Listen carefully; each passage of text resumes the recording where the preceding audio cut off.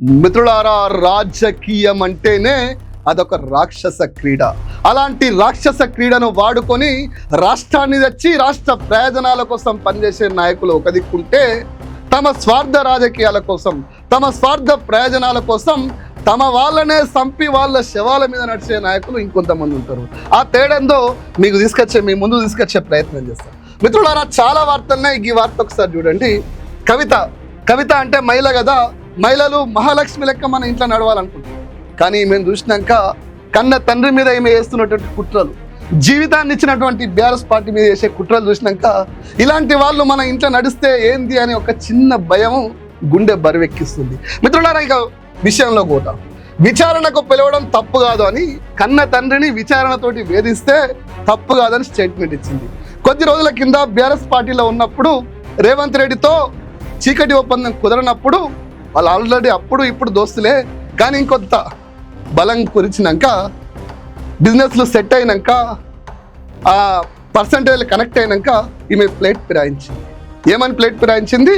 కన్న తండ్రిని విచారణతో పిలవడం తప్పు కాదన్నది. మరి బీఆర్ఎస్లో ఉన్నప్పుడు ఏమన్నావు? దళిత బంధు ఇచ్చిన నాయకుడిని విచారణతో వేధిస్తావా? రైతు బంధు ఇచ్చిన నాయకుడిని విచారణతో వేధిస్తారా?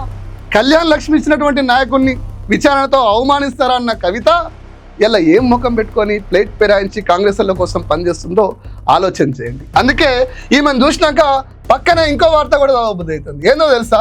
విచారణకు పిలవడం తప్పు కాదని కన్న తండ్రిని బతికుండగానే ఒక ద్రోహిగా నిలబెట్టే ప్రయత్నం చేస్తున్న కవితను చూసినాక దాని పక్కన ఇంకో వార్త ఉంది. సర్పంచ్గా పోటీ కోసం కన్న కూతుర్నే చంపాడు అని చెప్పేసి ఇంకో వార్త ఉంది. మిత్రులారా, తమ రాజకీయం కోసం ముగ్గురుంటే పోటీ రాదని చెప్పేసి ఉద్దేశంతో కడుపులో పుట్టిన బిడ్డను చంపిన ఒక కిరాతకుడు ఆ వార్త, ఈ వార్త ఉంటే కన్న తండ్రిని రాష్ట్ర కోసం ప్రాణాలు పరంగా పెట్టిన నాయకుడిని కేసీఆర్ని మానసికంగా చంపే కూతురు ఇక్కడ ఉంది. ఈ కూతురేమో కన్న తండ్రిని చంపే ప్రయత్నం చేస్తుంది, ఈ కన్న తండ్రి ఏమో కూతురు సంపేషుడు. వీళ్ళిద్దరిది ఒకటే, రాజకీయ ప్రయోజనాల కోసం. మిత్రులారా, రేవంత్ రెడ్డి విదేశాల నుంచి రాగానే ఈమె స్టేట్మెంట్ ఆయనకు బలం వచ్చింది. ఏమంటాడు?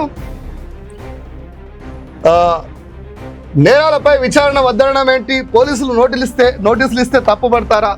మీ హయాంలో ఉద్యమకారులకు అవమానాలు అని చెప్పేసి స్టేట్మెంట్ ఇచ్చింది.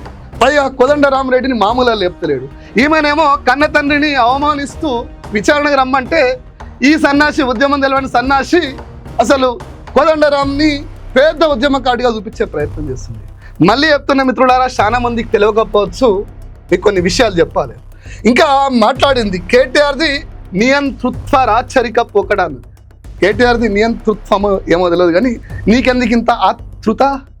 రేవంత్ రెడ్డి ఇచ్చిన స్క్రిప్టు మరి చంద్రబాబు నాయుడు ఇచ్చిండా? ఆంధ్రజ్యోతి ఇద్దరు మొగళ్ళ ముద్దుల పెళ్ళమైన రాధాకృష్ణ రాసిచ్చిండా మీ ఇద్దరికి? ఎందుకంటే సేమ్ స్టేట్మెంట్లు ఉంటున్నాయి, ఆల్మోస్ట్ సేమ్. రేవంత్ రెడ్డి మాటలు, కవిత మాటలు సేమ్ ఉంటున్నాయి. పైగా కేసీఆర్ని ఎదుర్కోవడానికి ఇటు బీజేపీ వాళ్ళు, ఇటు కాంగ్రెస్ వాళ్ళు, అటు రేవంత్ రెడ్డి అంటే చంద్రబాబు నాయుడు, ఇటు కడుపులో పట్టిన కన్నబిడ్డ కేసీఆర్ మీద దాడి చేయడానికి ఇన్ని కుట్రలు చేస్తుంటే నిజంగా అప్పుడప్పుడు చూస్తే బాధ అవుతుంది. ఈమె నియంతృత్వము, రాచరిక పొగడా అని చెప్పేసి పెద్ద పెద్ద మాటలు మాట్లాడుతుంది. ఈ లిక్కరు ఏ మత్తో నాకు తెలియదు, కానీ ఆ లిక్కర్ మత్తు ఎన్ని రోజులు తీస్తుందో తెలవాల్సి ఉంది. పైగా నిన్న కోదండరామరెడ్డిని రేవంత్ రెడ్డి లేపులు లేపుతుండు.